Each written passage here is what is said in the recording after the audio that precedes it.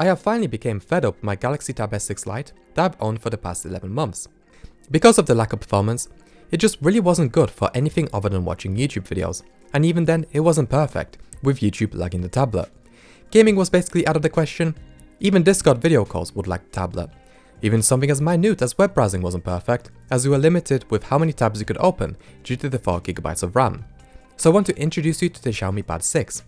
Not only does this tablet improve on the Samsung in every single way, but it is truly one of the best Android tablets that you can buy, punching way above its price class. So let's talk about what makes this tablet a beast. In terms of the device itself, let's talk about the display first, since that's what makes or breaks any device. The Pad 6 features an 11-inch 2800 by 1800p screen. The screen supports sRGB and DCI-P3 and is HDR10 and Dolby Vision certified. Understandably, it is also only an IPS panel instead of an OLED, which is to be expected at this price tag. Xiaomi has added some really nifty software features to enhance how the display looks when watching content, such as the video toolbox, which you can slide out on apps such as YouTube to boost color temperature and contrast via the built-in filters, if you will. I stuck to the Vivid filter, which massively boosts the vibrancy of colors, making them pop quite nicely, without feeling over the top or looking unnatural. Likewise, we also have an option for adding extra contrast to a video, which I enabled for the same reason. Makes the videos pop without looking over the top.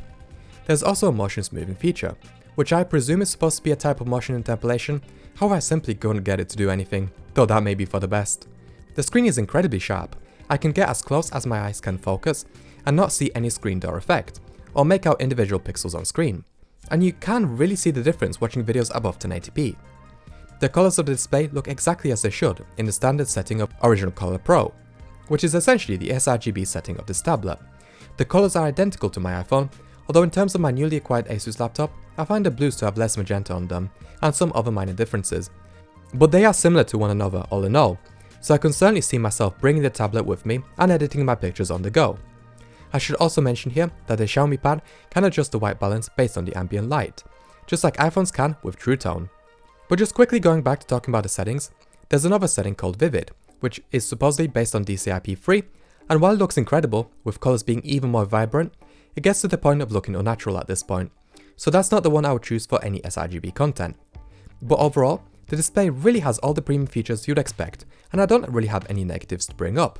Performance-wise, we have a Snapdragon 870 5G on board. This seems to be a 2-year-old chip that was only ever used by Chinese OEMs, including Motorola, Nokia, Oppo, Xiaomi and others. From a brief bit of research, it seems that the chip was just a spec bump of the 865 Plus, which in turn was a spec bump of the 865.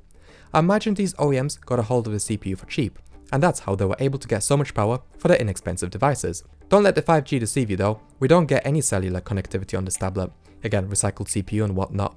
The performance of this tablet is fantastic, and for day-to-day use, it really feels like a tablet that punches way above its price.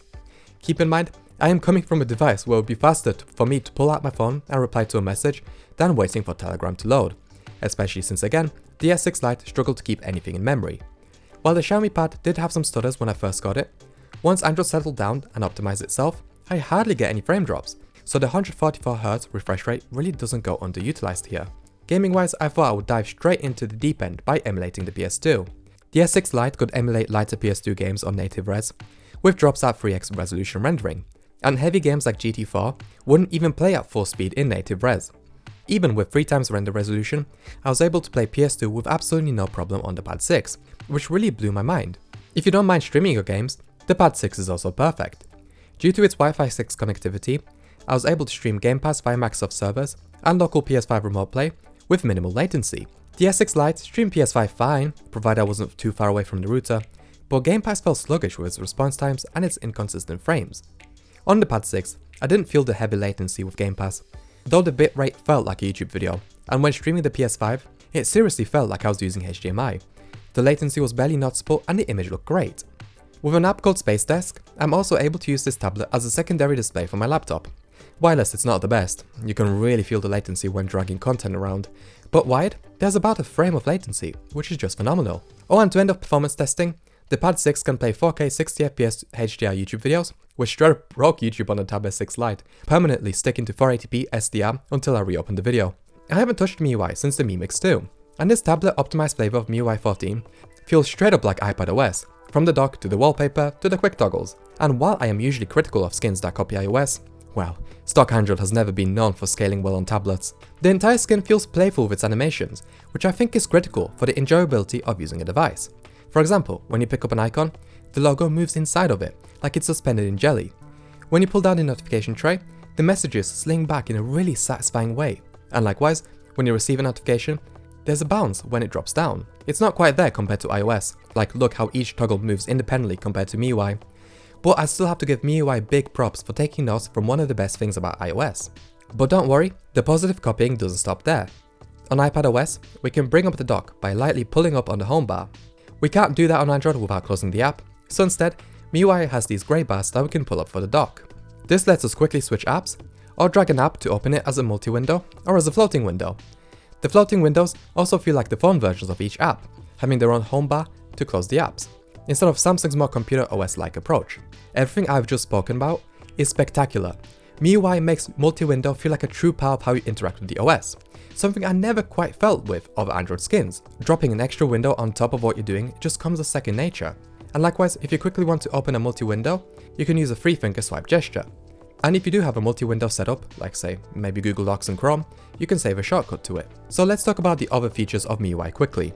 Inside the security app, we have a lot of Samsung-like features, such as dual apps, for apps where you want to log into multiple accounts in, second space for a separate user, or for apps that you don't want to be accessible with your primary passcode, hidden apps, and app lock. Storage-wise, we have 128GB on board with 6GB of RAM, though an 8GB of RAM and a 256GB ROM SKU exists. There's no memory card slot, which is a shame, though the internal storage is UFS 3.1, as opposed to eMMC like on other cheaper tablets. We also have a USB 3.2 Type-C port, so we can strap an SSD to it. It's a band-aid solution though, and speaking of which, if you're looking to use wired headphones, you want to grab a headphone jack dongle. I guess on the topic of audio, the quad speakers on its tablet are absolutely insane. At full volume, you have to shout over your music, and the speakers do not distort or lose the bass. And when on the music setting, the tablet can sound a little hollow and lifeless, but crank up the bass and treble in the EQ and wow, this tablet can pack a punch.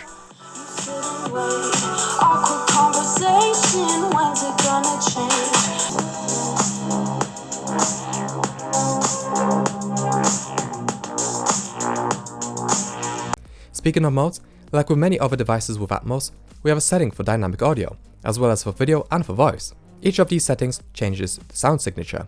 Here's a test of the front-facing camera and of the microphone, which I actually think sounds really good.